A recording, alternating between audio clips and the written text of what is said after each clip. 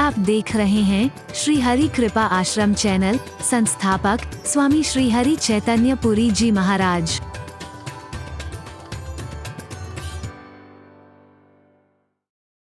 कठोरता ज्यादा दिन नहीं रहती है, कोमलता ज्यादा दिन रहती है। याद करो, मैंने एक बार कहा था, जो पहले आए थे वो अंत तक रहे और जो बाद में आए वो पहले चले गए। आखिर कारण क्या है? दांत बाद में आते हैं लेकिन जल्दी चले जाते हैं, जीवन के रहते रहते चले जाते हैं। लोग नकली लगाने शुरू कर देते हैं। हरि बोलना है। जीव शुरू में थी, जब हमारा जन्म हुआ था, और जब शरीर की मृत्यु होती है, हमारी नहीं, शरीर की मृत्यु होती है, तब भी जीव हमारे मुंह में होती है। शुरू में थी और आखिर तक रहती है। कारण क्या है? जब मैंने कारण खोजा तो मुझे यही नजर आया, दांत कठोर हैं इसलिए जल्दी नष्ट हो जाते हैं, जीव कोमल है इसलिए हमेशा रहती है। कोमलता चिरस्थायी होगी, कठोरता ज्यादा नहीं रहेगी।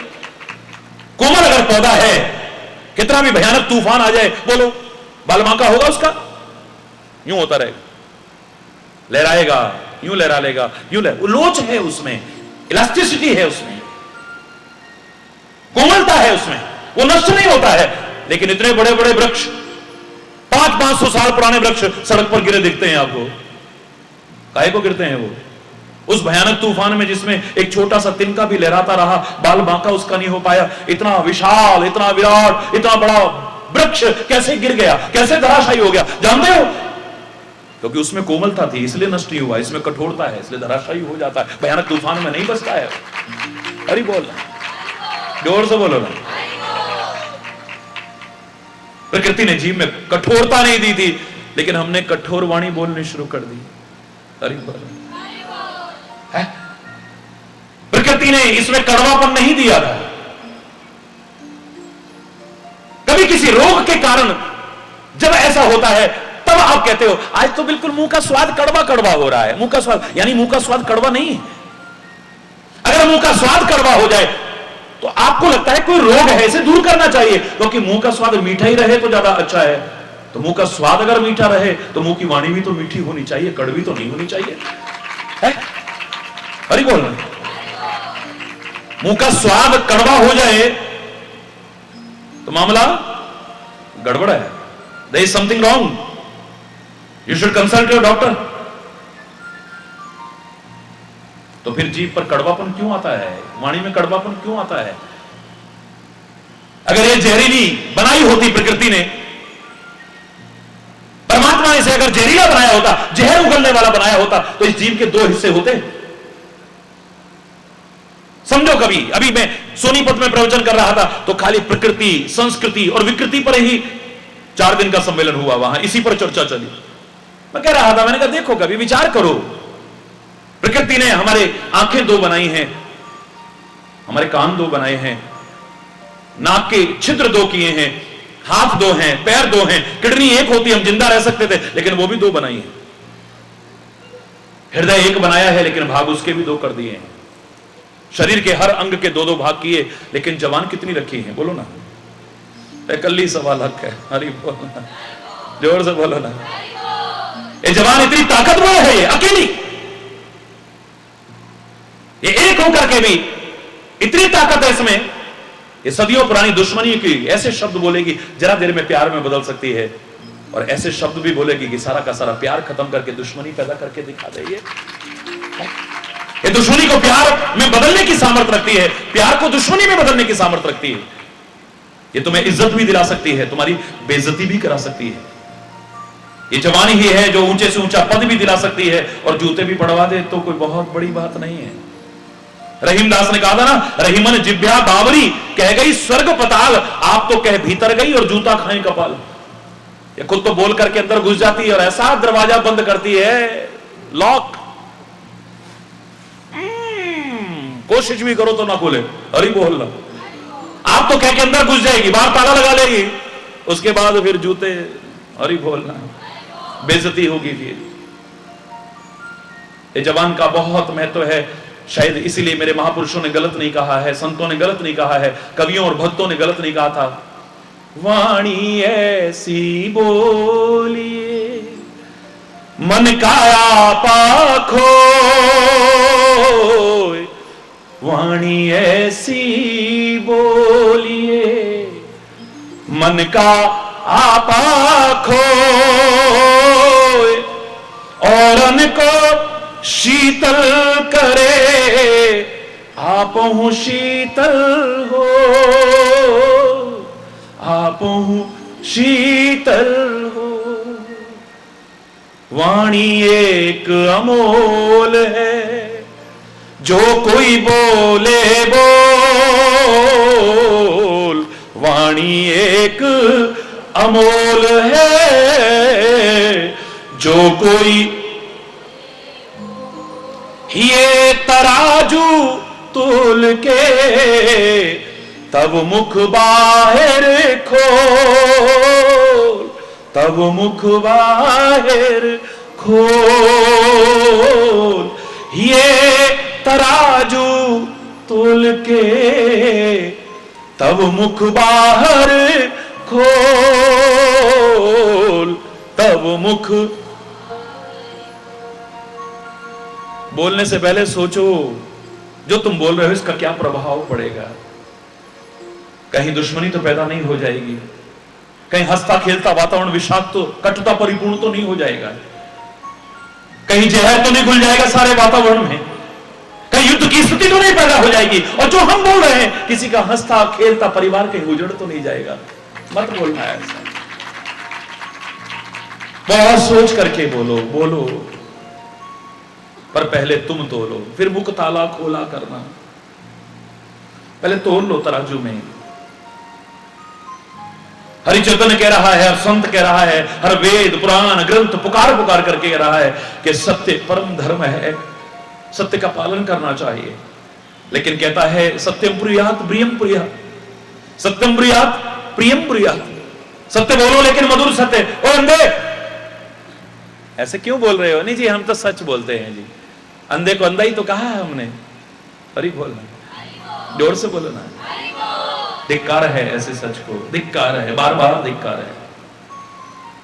हरि चैतन्य जो सच बोलने का संदेश दे रहा है वो कह रहा है ऐसा सच बोलने को बार बार धिक्कार है। सत्य बोलो लेकिन मधुर सत्य बोलो। और एक शब्द और जोड़ लेना, अगर वो हितकारी सत्य है तभी बोलना, किसी का अहित होता हो ऐसा सच भी मत बोलना।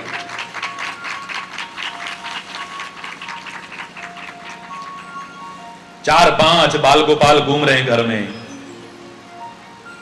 किलकारियां गूंज रही है घर में, बड़ा प्यार का माहौल है घर में। और एक व्यक्ति आया, आकर के बोला यार मैं तेरी शादी में आया ही नहीं, विदेश में था, आज मैं 8 साल बाद आया हूं, बड़ी खुशी हुई भाई, तेरे इतने इतने बच्चे हो गए हैं, वाह भाई वाह, तू तो बड़ी तरक्की कर गया है। भाभी कहां है? अंदर से भाभी आई, देखो ये क्या हुआ? एक मिनट इधर, एक मिनट इधर। अंदर ले गया, ये तो हमारे साथ कॉलेज में पढ़ती थी, मैं तो इसको जानता हूं, ये तो ऐसी, ये तो ऐसी, ये तो ऐसी, ये तो ऐसी। अरे बोलना, कितने साल से हंस रहा था, खेल रहा था, फल फूल रहा था घर, आकर के एक शब्द ऐसा बोला है कि घर उजड़ गया। धिक्कार है ऐसे सच पर, धिक्कार, बार बार धिक्कार है। एक ऋषि बैठा हुआ है, ऋषि बैठा हुआ है, ध्यान लगा करके बैठा हुआ है। अचानक आंखें खुली, क्या देखता है? सामने गाय जा रही है। प्रणाम किया, फिर आंखें बंद कर ली। अचानक एक व्यक्ति आया, हाथ में तलवार लिए हुए, नंगी तलवार लिए हुए, गुस्से में तमतमाता हुआ, जोर से झकझोर गए, बाप पे। बाबा उठा, क्या हुआ भाई?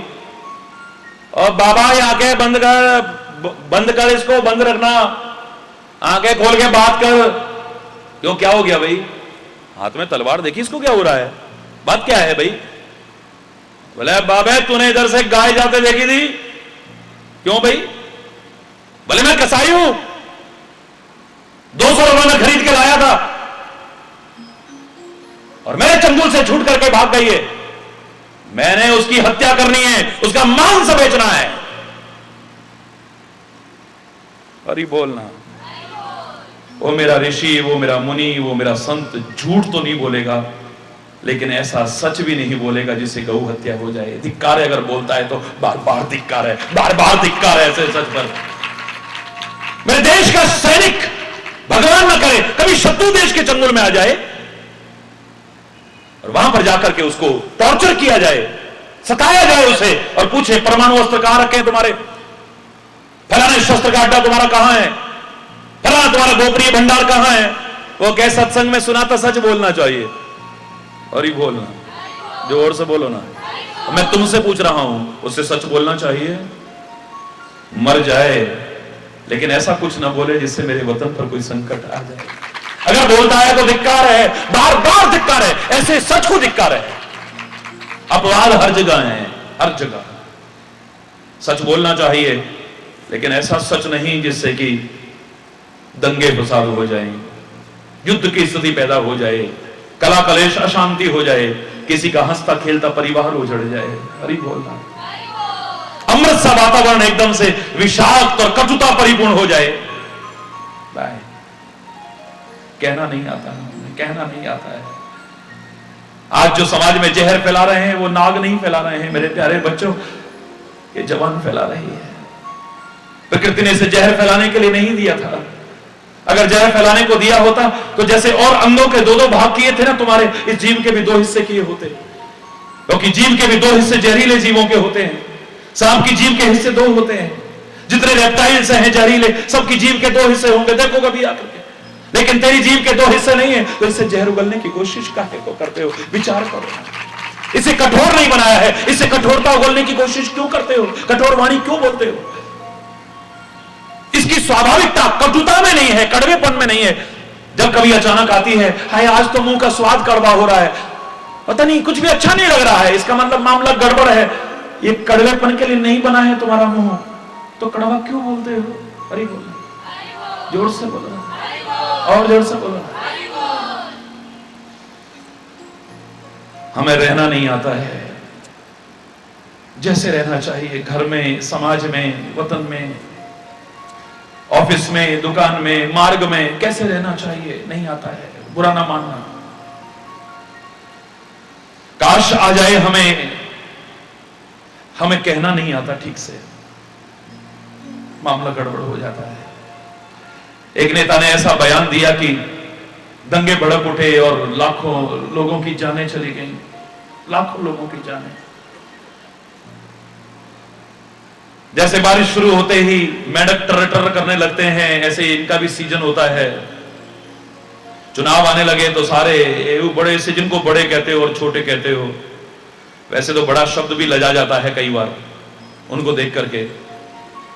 ऐसे लोगों को देख करके तो कई बार मैंने कहा था, कहने को तो इंसान है मेरी गली के लोग, पर दिल के बेईमान है मेरी गली के लोग। गीता पे चल रहे ना ये कुरान पे चल रहे, हिंदू ना मुसलमान है मेरी गली के लोग।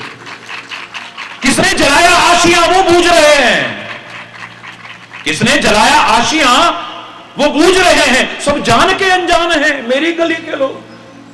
पानी की जगह आग में घी डाल रहे हैं, फिर भी बड़े महान हैं मेरी गली के लोग। वाह वाह। आयोग बैठाएंगे हम, चिंता ना करो। किसने दंगा भड़काया, खाक बैठाओगे आयोग। अरे बोलना। खुद तो सिक्योरिटी के बीच चले जाते हैं जहर उगल करके, और हम लोग मूर्खतावश आपस में लड़ने लगते हैं। ऐसा ही एक बहुत बड़ा समझा जाने वाला, महान समझे जाने वाला नेता, जिसके बयान के कारण दंगा भड़का था, आ गया वो भी औरों के साथ साथ आशीर्वाद लेने। सॉरी बोलना। देख करके पहचाना मैंने कहा बस इतना ही कहा, बुरा ना माने। एक बात जरूर कहूंगा कि लोग टूट जाते हैं एक घर बसाने में, लोग टूट जाते हैं एक घर बसाने में, और तुम्हें शर्म नहीं आती बस्तियां जलाने में? लोग टूट जाते हैं एक घर बसाने में, और तुम्हें शर्म नहीं आती बस्तियां जलाने में? खुद तो सिक्योरिटी के बीच चले जाते हो, ऐसा कुछ बोल जाते हो, भाई भाई की तरह रहने वाले लड़ने लगते हैं, आग लग जाती है, दंगे भड़क जाते हैं। शर्म आनी चाहिए। आज के माहौल को देख करके कहने पर मजबूर होना पड़ता है कि 90% सांप जहरीले होंगे, कोई गारंटी नहीं है। वैज्ञानिक भी मानते हैं। 80% तो वैज्ञानिक मानने लग गए हैं, 10% उनको अभी ना मिले हो, लेकिन हरि चैतन्य बता रहा है आपको 90% नाग और सर्प जहरीले नहीं होते। आदमी दहशत से मरता है, जहर से नहीं। हरि बोल। वैज्ञानिक कहते हैं 80%, लेकिन उनको अभी बहुत सी प्रजातियां मिली नहीं है। हमारे शास्त्र मानते हैं, बहुत पहले से मानते हैं, इसलिए इसको दोस्त भी कहा है। मेरे भारत की संस्कृति ने इसे दोस्त कहा है, किसानों का दोस्त कहा है। और कृषि प्रधान देश में किसानों की महत्ता को कम करके आंका ही नहीं जा सकता, उनका सच्चा मित्र माना है इन्हें। ये अगर चूहे ना खाता तो फसल हमारी आधी तो वही चौपट कर जाते। हरि बोल। खेतों में यही है जो फसल की रक्षा करता है। हरि बोलना, जोर से बोलो ना। बच्चे भी पढ़ते हैं स्कूलों में, किसानों का मित्र माना जाता है इसे। और शायद इसीलिए इसकी महत्ता होगी तो नाग पंचमी के दिन मेरे देश में नागों की भी पूजा की जाती है। उनको ऐसा, हरि बोलना, उनका एक सम्मान की दृष्टि देगा। क्यों? मेरे देश की संस्कृति मानती है 90% नाग जहरीले नहीं होते हैं, लेकिन 90% आदमी जहरीले ना हो, हरिचेतन ठप्पा नहीं लगा सकता, कोई गारंटी नहीं दे सकता है। आज के माहौल को देख करके 90% मानव जहरीले ना हो। ये पता नहीं, सांप तो दबे पर या कभी अपनी रक्षा के लिए ही आक्रमण करता है और एक तरफ से ही जहर उगलता है, मुंह से। हरि बोलना। बिच्छू पीछे से, पूंछ से जहर उगलता है। कोई वहां से जहर उगलता है, कोई वहां से, पर इसका तो पता नहीं कब कहां से जहर उगल जाए, कोई पता नहीं। हरि बोलना, जोर से बोलना। क्षमा चाहते हुए कहूंगा, लेकिन कहना पड़ रहा है। आप ऐसे नहीं हैं तो बड़ी खुशी की बात है। शायद ऐसे होते तो यहां तक पहुंच भी ना पाते। हरि बोलना, जोर से बोलो ना। न खुद ऐसे बनना, न किसी और को बनने देना, औरों को भी प्रेरणा देने की कोशिश करना, अच्छा बनना और अच्छा बनाने की कोशिश करना। तो मैं जो कह रहा था, ना हमें रहना आता है ठीक से, ना हमें, बोलो, कहना आता है ठीक से, और ना हमें सहना आता है ठीक से। है कोई सहन शक्ति हमारे अंदर? है कोई सहन शक्ति? है? बात बात में तमतमाने लगते हैं, ऐसा जोश आ जाता है हमें जिसमें होश खो बैठते हैं। हरि बोल। जोश को बुरी चीज नहीं थी, लेकिन ऐसा जोश जिसके आने पर होश खो बैठे हम, वो तो अच्छा नहीं माना जा सकता ना। अपने विवेक को खो बैठे हम, अपने विचार शक्ति को खो बैठे हम, अनर्थ कर बैठे, ऐसा जोश तो अच्छा नहीं था। कम तमाने लगते हैं। मेरे देश की संस्कृति में देख लो आप, सबसे पहले पूजा जाने वाला गणेश, सबसे पहले पूजा जाने वाला गणेश, यह भी अपने सिर पर चंद्रमा धारण करता है। गणेश के 12 नामों में अगर आपको मालूम हो तो एक नाम आता है भालचंद्रो। सुमुखस्य एक दंतस्य कपिलो गजकर्णकः लंबो दृश्य विकटो विघ्न नाशो विनायकः धूम्रकेतुर्गणाध्यक्षो भालचंद्रो गजाननः। ये 12 नाम गणेश के प्रमुख माने गए हैं। उनमें एक नाम है भालचंद्रो। इस सिर पर चंद्रमा को धारण करता है और चंद्रमा शीतलता का प्रतीक है, यानी अपने दिमाग को ठंडा रखता है, बात बात में दिमाग को गर्म करने की कोशिश नहीं करता है। और बेटा ऐसा हो, ऐसा ही नहीं है, बाप को देखो तो 2 कदम आगे है, वो सिर को भी ठंडा रखता है और दिमाग को भी ठंडा रखता है। हरि बोल। मस्तक पर चंद्रमा धारण करता है तो सिर पर गंगा जी को धारण करता है। वाह मेरे महादेव, वाह मेरे भोले बाबा। ओम नमः शिवाय, ओम नमः शिवाय, ओम।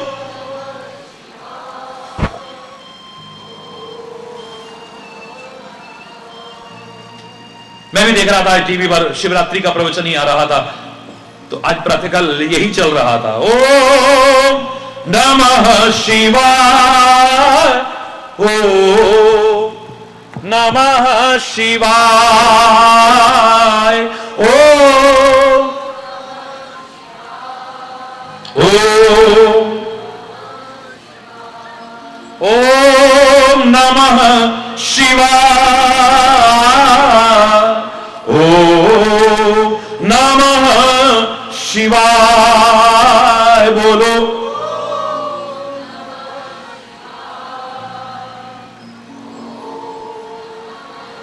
सिर में गंगा जी धारण करता है, वो भी शीतलता की प्रतीक है। मस्तक पर चंद्रमा धारण करता है, वो भी, जोर से बोलो ना, शीतलता का प्रतीक है। अपने दिमाग को ठंडा रखता है और हमें संदेश दे रहा है।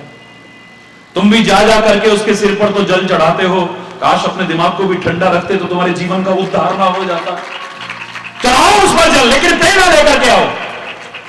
जब जल चढ़ाओ तो हमें पता लगना चाहिए कि दिमाग को ठंडा रखना चाहिए। बात बात में जो तमतमाता है। हरि चैतन्य से एक बार एक व्यक्ति ने पूछा था, कौन जीवित है? एक पंक्ति में मैंने उत्तर दिया था, जिसका मस्तिष्क ठंडा हो, जिसका रक्त गर्म हो और जिसकी चेतना जागृत हो, वही जीवित है, वरना जीवित भी मृतक तुल्य जीवन जीता है।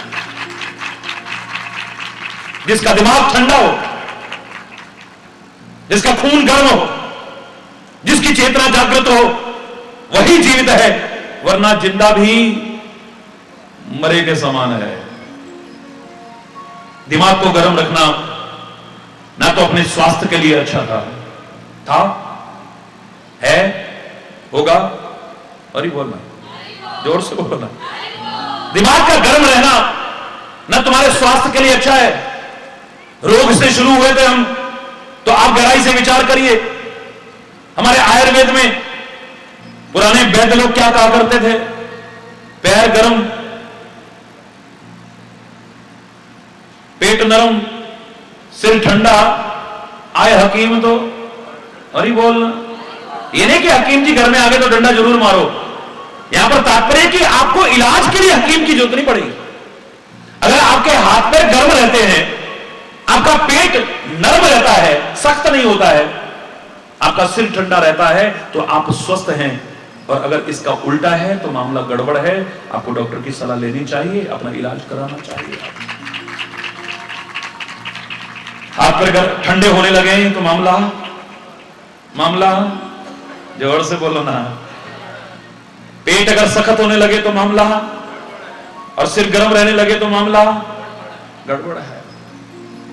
मेरे भारत की संस्कृति की महानता देखिए आप। मेरे प्रमुख अवतारों ने भी चंद्र शब्द को अपने साथ जोड़ा। राम चंद्र, हरि बोल, कृष्ण चंद्र, हरि बोल, जोर से बोलो ना। और जिन्होंने नहीं भी जोड़ा है, मेरे हर संत, हर महापुरुष मेरे देश की संस्कृति में खाली ढोंग और पाखंड के लिए नहीं, खाली आडंबर के लिए नहीं, खाली दिखावे के लिए अपने सिर पर चंदन लगाते हैं। तो चंदन लगाने से कोई संत हो गए हो ऐसा नहीं है, लेकिन चंदन भी शीतलता का प्रतीक है, जो प्रेरणा दे रहा था कि अपने मस्तक को ठंडा रखने की कोशिश करो। चंदन तो बहुत लेता है, बहुत सिर पर चंदन लगाया है, बड़े लंबे लंबे तिलक लगाए हैं, लेकिन चंदन लगाने का अर्थ क्या है ये नहीं समझ पाए। अरे बोल, इस्लाम ने भी चंद्र को सबसे ऊपर स्थान दिया है। हर एक ने स्वीकार किया है, हर एक ने स्वीकार किया है। अरे बोलना। और हमारे 10 गुरुओं में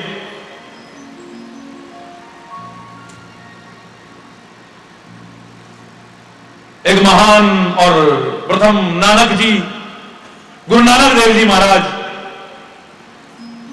उनकी औलाद में तो एक है ही चंद्र जी। अरे बोलना, जोर से बोलो ना। शुरुआत देख लो आप कहां से आया है। नाम सुना है आपने? सुना है ना? पंजाब में नहीं सुना हो ऐसा हो ही नहीं सकता है ना। ये चंद्रमा शीतलता का प्रतीक है, ये गंगा शीतलता का प्रतीक है। मेरी दुर्गा के मस्तक पर भी चंद्रमा का वर्णन मिलता है मेरे ग्रंथों में। ऐसा परिवार हुआ इनके घर में कभी कलेश, हुई कभी इनके घर में अशांति, हुआ इनके घर में कभी झगड़ा, हुआ इनके घर में कभी मनमुटाव। इतनी विविधता, इतनी विषमता, एक दूसरे के दुश्मन इस परिवार में मौजूद हैं और फिर मिलकर के रह सकते हैं। हम लोग क्यों नहीं मिलकर के रह सकते? ये कैसे रहते हैं ये सीखना है हमें।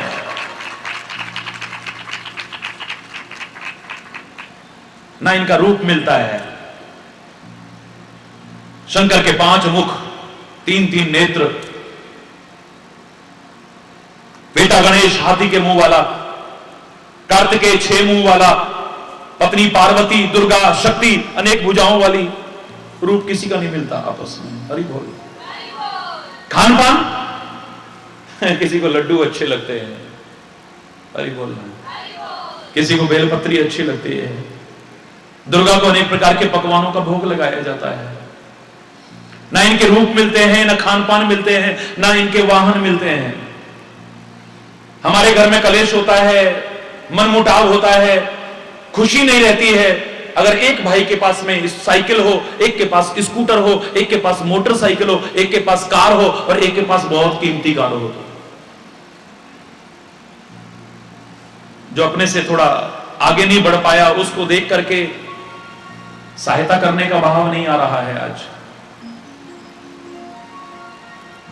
और कोई तरक्की कर रहा है तो उसे देख करके खुश नहीं हो रहे हैं आज। मैं हमेशा कहा करता हूं, आज आदमी अपने अभाव से इतना दुखी नहीं है जितना कि किसी के बढ़ते हुए प्रभाव को देख करके दुखी हो रहा है। क्यों बढ़ रहा है? ये क्यों तरक्की कर रहा है? ये आगे क्यों बढ़ रहा है? ये फल फूल क्यों रहा है? भाई भाई को देख करके खुश नहीं है। उन नाटकबाजों ने लगाए होते हैं बोर्ड, आप दुखी क्यों हमसे मिलिए। अरे बोलना, एक बार मैं जा रहा था तो एक कॉलेज से निकला था तो संयोग से चौक मेरे हाथ में था। जाते जाते मैंने शैतानी कर दी थोड़ी सी, अभी बोलना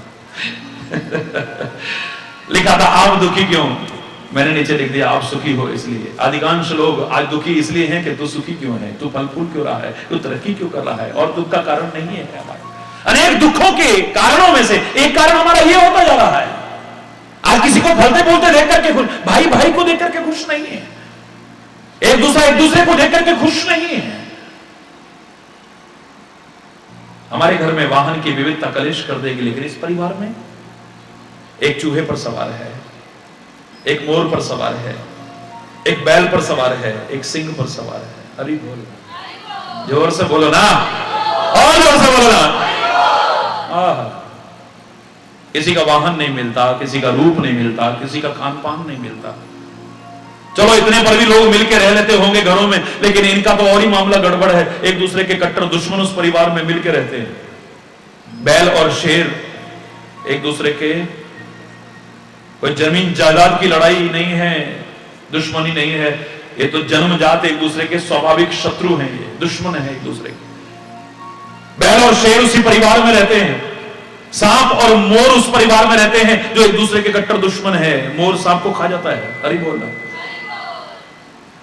सांप और चूहा उसी परिवार में रहते हैं, चूहा सांप को दुश्मन है, उसका दुश्मन। अग्नि का प्रचंड पुंज, वो तीसरा नेत्र और सिर पर गंगा एक दूसरे के दुश्मन है, वो मिलकर रह लेते हैं। तो तुम मिलकर के क्यों नहीं रह सकते हो? कैसे रहते हैं यही जानना है। इन्हें ठीक से कहना आता है, इन्हें ठीक से रहना आता है। ये हिमालय की चोटी पर भी खुश होकर के रह लेते हैं, और तुम आलीशान मकानों में भी कुड़ते रहते हो, लड़ते रहते हो, झगड़ते रहते हो। ये शमशान में रह करके भी सुखी रह सकते हैं, और तुम आलीशान घरों में रह करके भी क्यों? क्या सिखाना चाहती है मेरे देश की संस्कृति? सीखो इसे। इनको ठीक से रहना भी आता है, जहां रहते हैं वहां ठीक से रहते हैं ये। अरे बोलना, इनको कहना भी ठीक से आता है, और इनको सहना भी आता है। दिमाग गर्म नहीं हो जाते इनके, ठंडे रहते हैं, दिमाग ठंडे रहते हैं इनके। हम बात में दिमाग को गर्म करते हैं, अपना स्वास्थ्य भी खराब करते हैं, अपना मस्तिष्क भी खराब करते हैं, अपनी याददाश्त भी खराब करते हैं। इतने बच्चों की याददाश्त देखो आप, क्या करें महाराज जी, याद ही नहीं होता है। याद कहां से होगा? अरे बोलना, अरे कंप्यूटर युग में जीते हो तो तुम बताओ, क्या गर्मी से कंप्यूटर पर बुरा प्रभाव नहीं पड़ता है? जितने सेंसिटिव कंप्यूटर्स हैं सब एयर कंडीशन रूम में रखे जाते हैं, और आम जो कंप्यूटर हैं इनको भी कूलिंग सिस्टम होता है अंदर। जो पीसी पर्सनल कंप्यूटर आपके होते हैं, घरों में होते हैं, दुकानों पर होते हैं, ऑफिसों में होते हैं, सड़कों पर भी अगर रखे होंगे, उनके अंदर फैन होता है, कूलिंग सिस्टम होता है। अगर वो खराब हो जाए तो कंप्यूटर कब खराब हो जाएगा पता ही नहीं चलेगा, सब उड़ जाएगा उसमें से। अरे बोलना, जोर से बोलना। कंप्यूटर को गर्मी मिले तो कंप्यूटर खराब हो जाता है, और कंप्यूटर तो इसी दिमाग को देख करके बना है, और इसी दिमाग से बना है।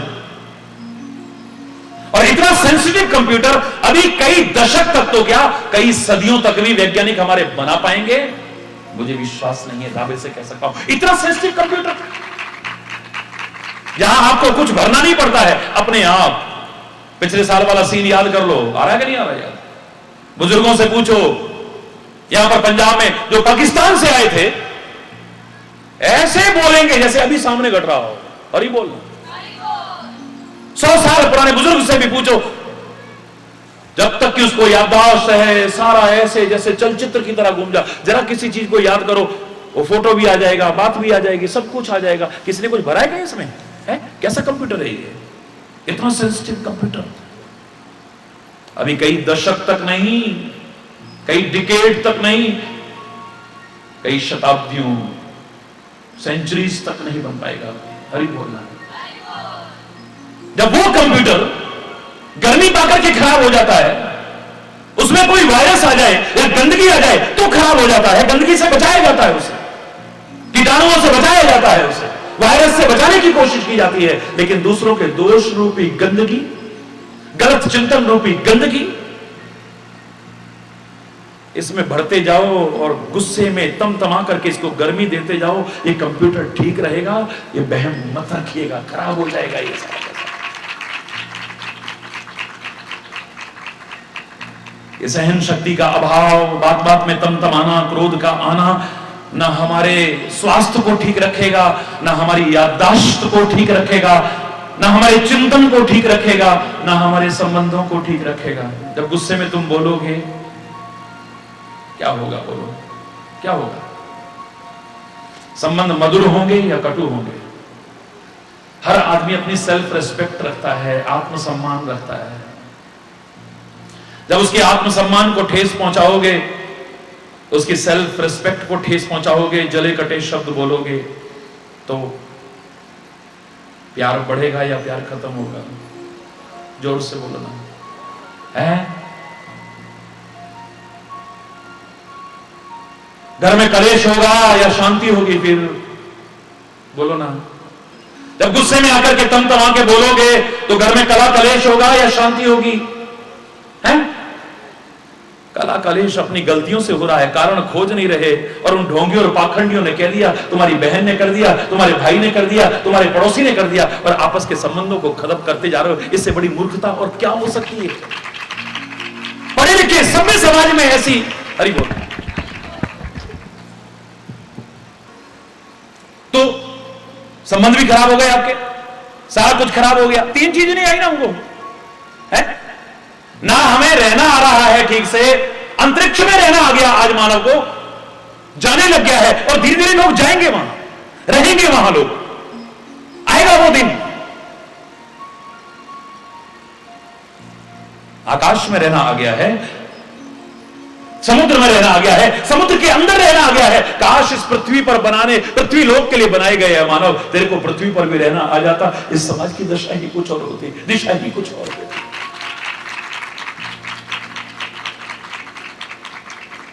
भाई को भाई की बात सहन नहीं है आज, पत्नी को पति की बात सहन नहीं है, पति को पत्नी की बात सहन नहीं है आज, मां बाप को बच्चों की बात सहन नहीं है, बच्चों को मां बाप की बात सहन नहीं है आज, कर्मचारी को मालिक की बात सहन नहीं है, मालिक को कर्मचारी की बात सहन नहीं है आज, समाज में एक दूसरे को एक दूसरे की बात सहन नहीं है।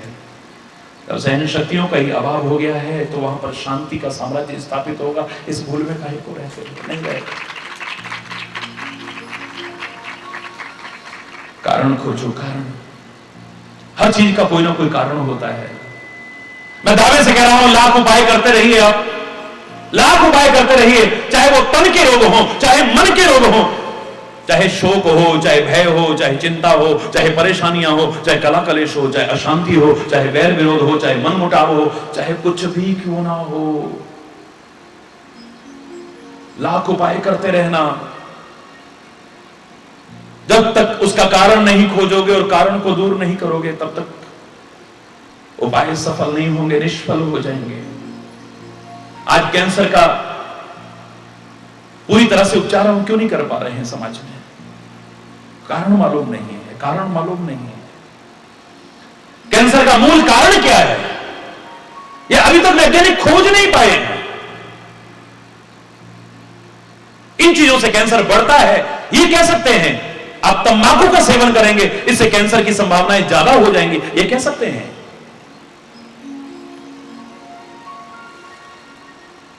कीटनाशक दवाओं का ज्यादा इस्तेमाल हो रहा है, इससे कैंसर की संभावना ज्यादा बढ़ रही है। ये कह सकते हैं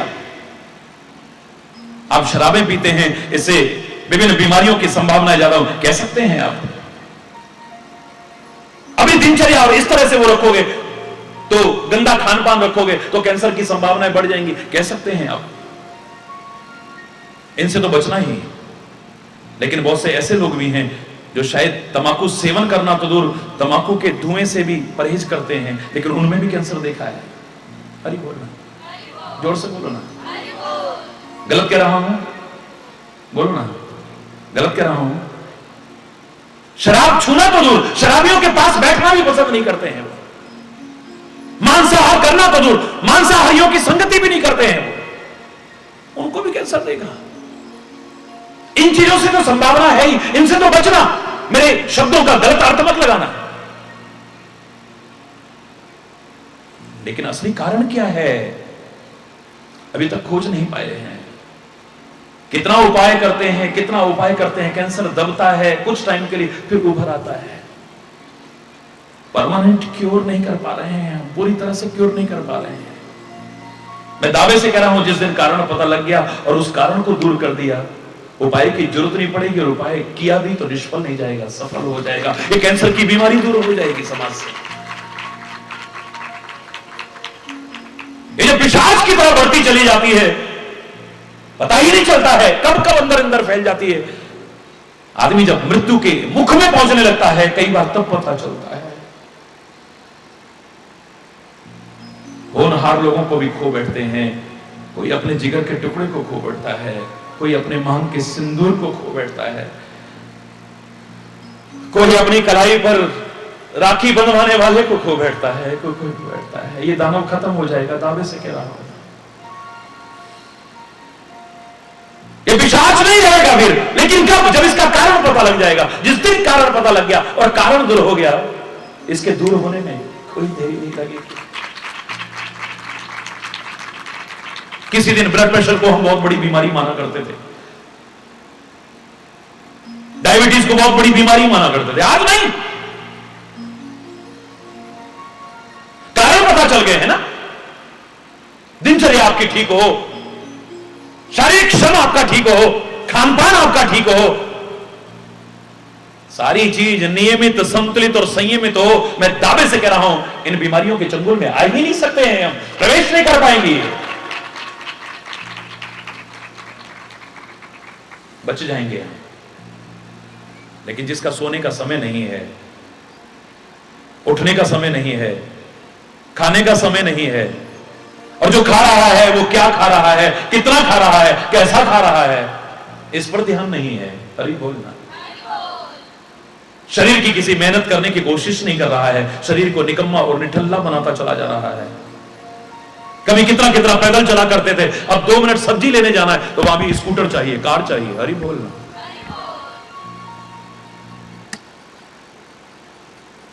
सासें आती हैं, हमें तो ऐसी बहू मिली है, ऐसी नूह मिली जी, हमको तो 4 पैसे उठने भी नहीं देती है। मैंने कहा किस्मत वाली हो, बड़ाई है उस नूह की, उस बहू की, उस बुआरी की। उस बहू की मैं बड़ाई करूंगा कि जो अपने बुजुर्गों की सेवा करती है, लेकिन आपकी बड़ाई नहीं करूंगा। बच्चों से कहूंगा कि बुजुर्गों की सेवा करना, लेकिन बड़ों से कहूंगा सेवा कराने का नहीं, सेवा करने का भाव रखना, तब ठीक रहोगे, वरना बर्बाद हो जाओगे।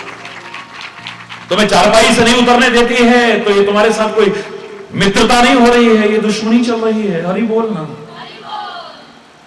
मेरा तो कोई दुश्मन नहीं है और मैं किसी से दुश्मनी रखता नहीं, कोई मुझसे रखता हो एक अलग विषय हो सकता है। सूर्य की दुश्मनी किसी से नहीं है, लेकिन उल्लू को वो दुश्मन नजर आता है, एक अलग विषय है। चोर को दुश्मन नजर आता है, एक अलग विषय है।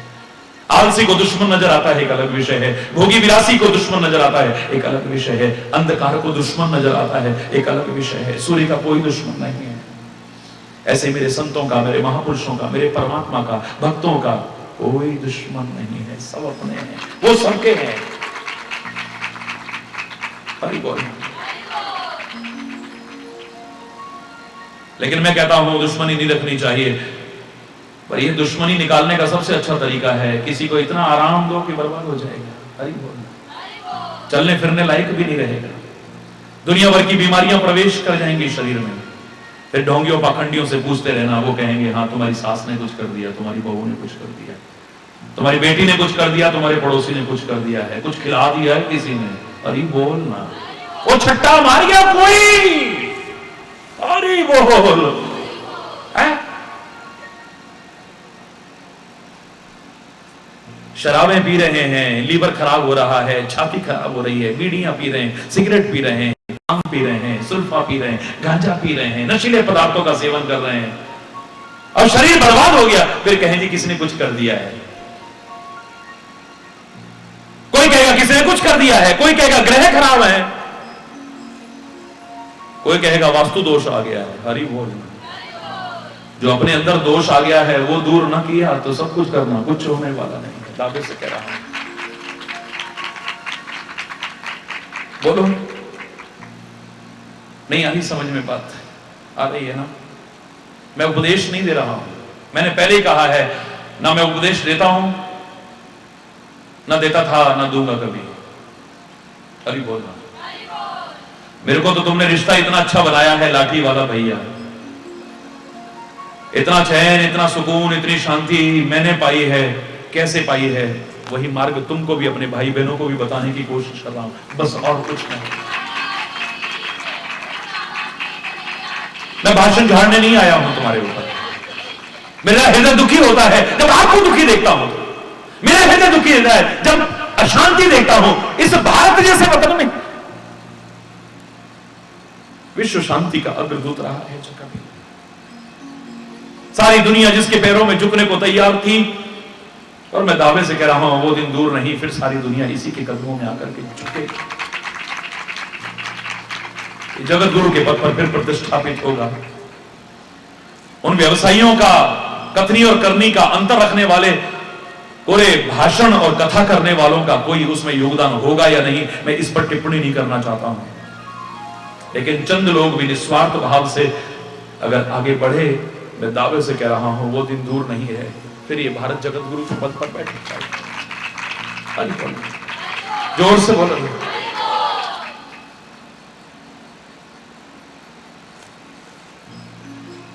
ये सब करके और हम कहें कि कुछ कर दिया, कुछ कर दिया, कुछ कर दिया। कारण खोजो, कारण उनको दूर करने की कोशिश करो। पुराने जमाने में बुजुर्ग लोग सुनाया करते थे कि एक बुढ़िया बेचारी पागल हो गई, लाख इलाज कराया पर ठीक ही ना हो, चिल्लाती थी, भागती थी, ठीक नहीं हो पा रही थी। हाय क्या होगा, हाय क्या होगा, हाय कैसे होगा, हाय कैसे होगा, बस यही बोलती रहती थी। अरे बोल। एक कोई समझदार आया, बोले उपाय मत करो, कारण खोजो। ये क्या कह रही है, क्यों कह रही है और कब से कह रही है, किस चीज से प्रभावित होकर के कह रही है? उसकी बहू बोली, बोले एक बार एक ऊंट पर ना बहुत बड़े बड़े गड्ढे रुई के जा रहे थे, तो सासू जी उसे देख करके बोली इसको कौन काटेगा, हाय इतनी रुई, हाय इतनी रुई, हाय इतनी रुई, हाय कैसे होगा, हाय कैसे होगा, वो तो पागल ही हो जाएगी। वो पागल हुई ना हुई, लेकिन ये पागल हो गई। अरे बोलना। तो तब से इसका दिमाग खराब हो गया, ये सोच सोच के हाय इतनी सारी रुई कैसे काटेगी, हाय इतनी सारी रुई कैसे काटे, हाय इतनी सारी रुई।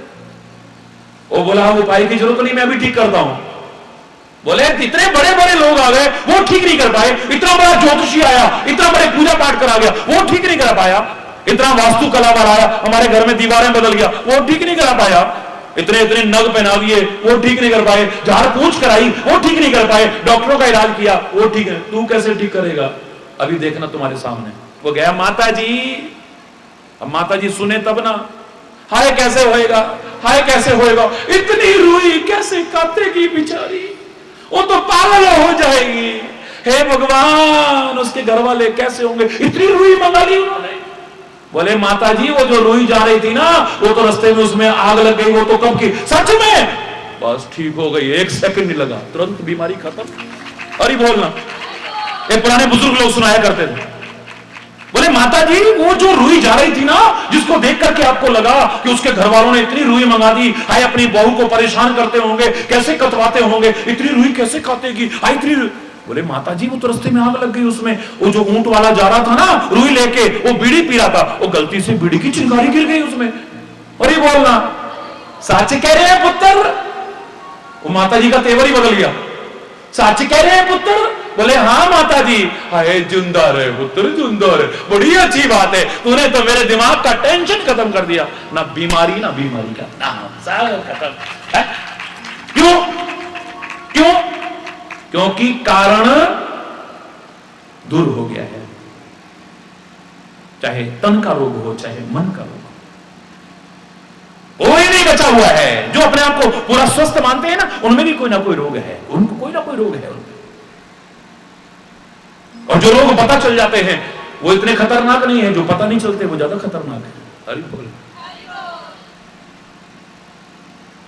बुखार पता चल गया है, इलाज कर लोगे। पेट में दर्द हो रहा है, इलाज कर लोगे। सिर में दर्द हो रहा है, इलाज, भगवान करे किसी को कुछ ना हो, क्योंकि हम तो कामना क्या करते हैं, सर्वे भवन्तु सुखिनः सर्वे सन्तु निरामयः सर्वे भद्राणि पश्यन्तु मा कश्चित् दुःख भाग् भवेत्। सब सुखी हो, सर्वे सन्तु निरामयः, सब स्वस्थ हो। लेकिन ये शुभ कामना है, शुभ आशीर्वाद नहीं है। ऋषि मुनि कब से करते आए, वेद पुराण कब से करते आए, महापुरुष कब से करते आए, आज सारे संत रोज करते हैं, आगे भी करते रहेंगे। पर सारे सुखी हो गए, सारे स्वस्थ हो गए, सब अच्छे अच्छे दिखाई दे रहे हैं? क्या कहीं पर भी दुख दिखाई नहीं दे रहा है? नानक नाम चढ़दी कला तेरे पाने सर्वत्र दा भला। कब से बोलते आ रहे हैं, सबका भला हो गया। अरे बोलना, अरे बोलो ना जोर से। महापुरुष कहते हैं कामना नहीं करनी चाहिए, लेकिन कामना ही करनी है तो अपने लिए नहीं, वो दुश्मन होगी तुम्हारी। करनी ही है तो समाज के लिए अच्छी अच्छी कामना करो, मंगलमय कामना करो, शुभ शुभ कामना करो, बस यही करना है।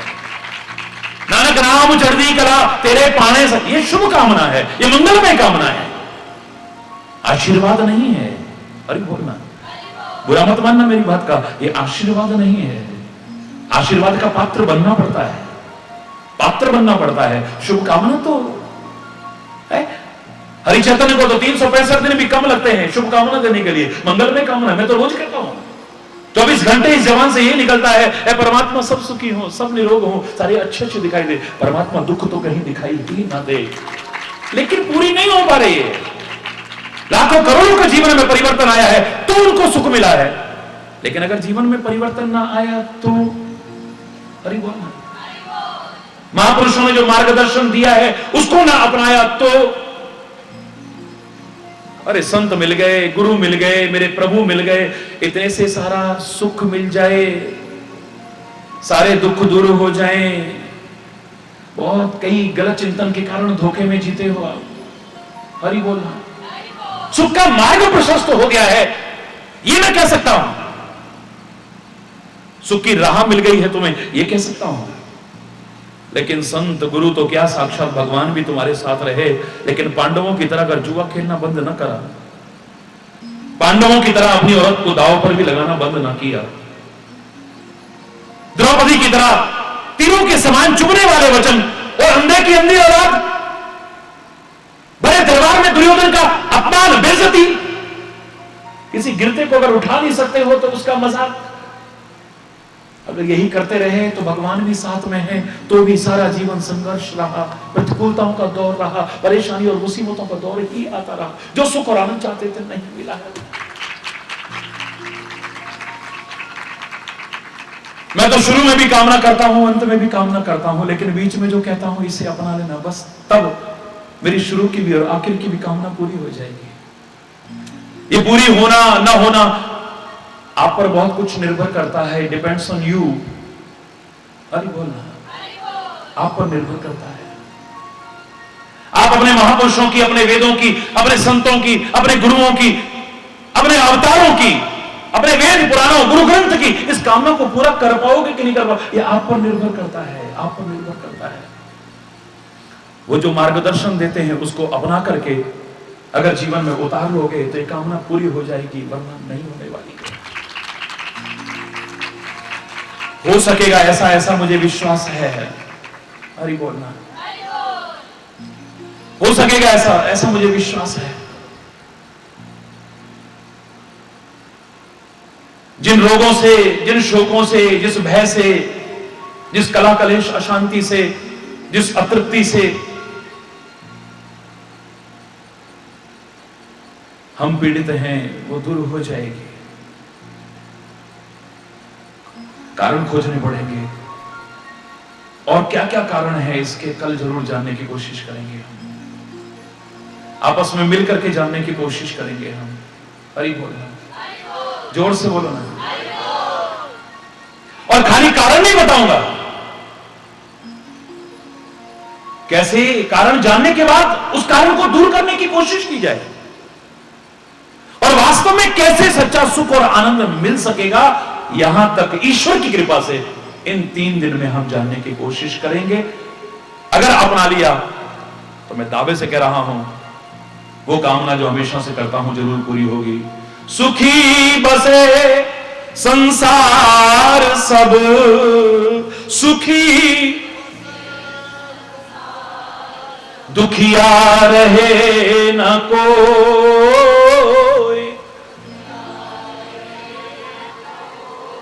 यह है अभिलाषा हे प्रभु,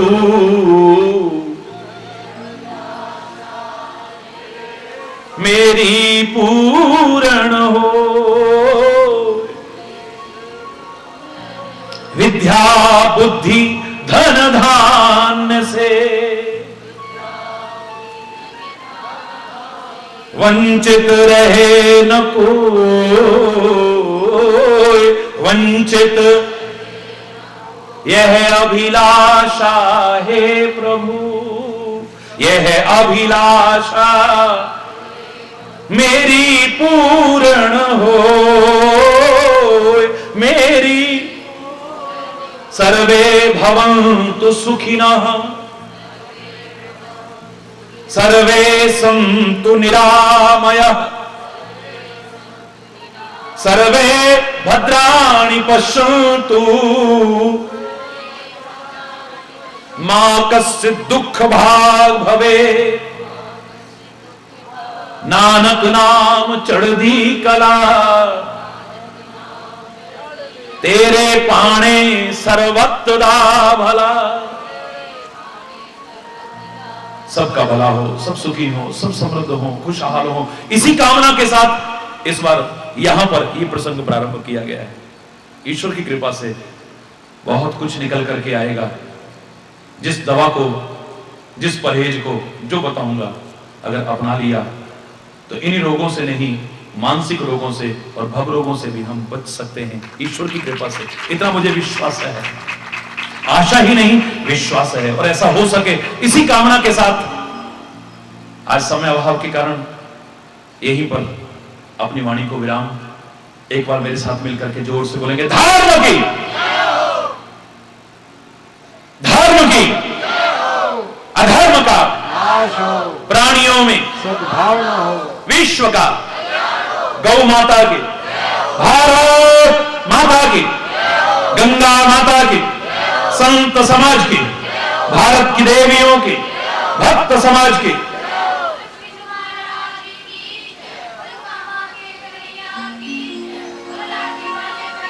बोलो वृंदावन बिहारी लाल की जय जय। श्री राधे जय जय, श्री राधे। श्याम राम राम। आरती में सब लोग अपने अपने स्थान पे चरना विच रुल जावां, जो कीते मेरे तेरे उपकार ना भुल जावां। चरना विच रखियाई, चरना विच रुल जावां, जो कीते मेरे तेरे उपकार ना भुल जावां। जो कीते मेरे ते उपकार ना असी दर दर रुलदे सी तुसी आन बचाया असी तुसी तुसायान बचा के ते सोना दर्श दिखाया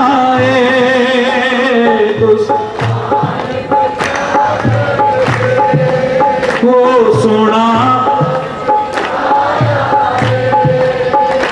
तेरी एक एक रहमत दा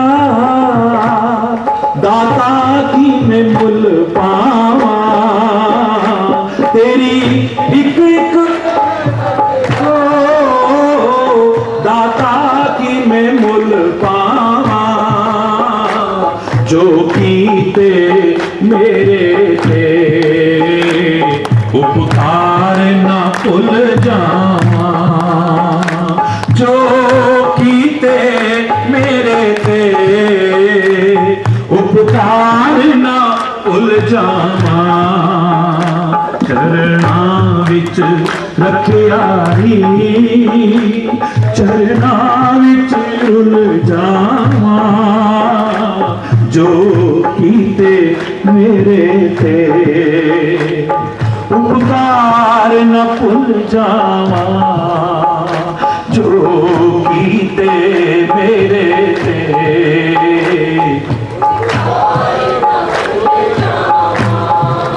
ये भजन यहाँ रखा हुआ है और लिखा है महाराज जी, ये हमारी भावना है, आपकी महाराज जी के प्रति भावना है। महाराज जी अपने महाराज जी के प्रति इसको समर्पित करते हैं आपकी भावना के साथ साथ। जन्मा दे सुते सी तुसायान जगाया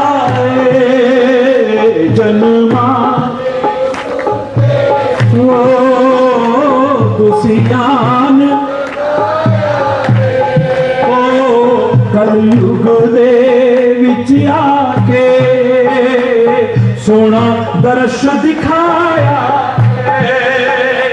कलयुग दे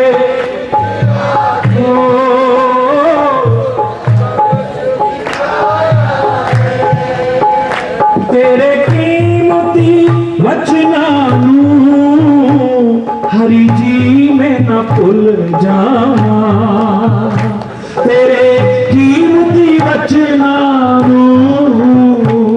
हरि जी में न भुल जावा जो कीते मेरे ते उपकार न भुल जावा जो कीते मेरे ते उपकार न भुल जावा चरना विच रखिया चरना विच रुल जावा जो कीते मेरे ते उपकार न भुल जावा जो कीते मेरे ते उपकार न भुल जावा तुसी मान निमाणिया दे दुखियां दे सहारे हो तुसी सारे बोल हरि बोल असी पल पल भुलदे हां तुसी बख्शन हारे हो असी पल पल भुलदे हां तुसी तेरी एक एक रहमत दाता की मैं मुल पावा तेरी दाता की मैं मुल पावा जो उपकार ना भुल जावा जो कीते मेरे ते उपकार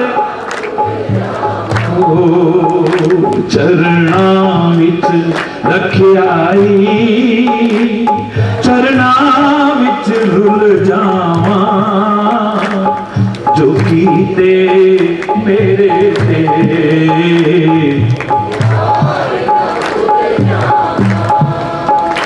हरि दासन दास तेरी अरजां पई कर दिए हरिदासन ओ अरजां पई ओ मेरी तोड़ निभा देनी तैथों एहो मंगदी ए मेरी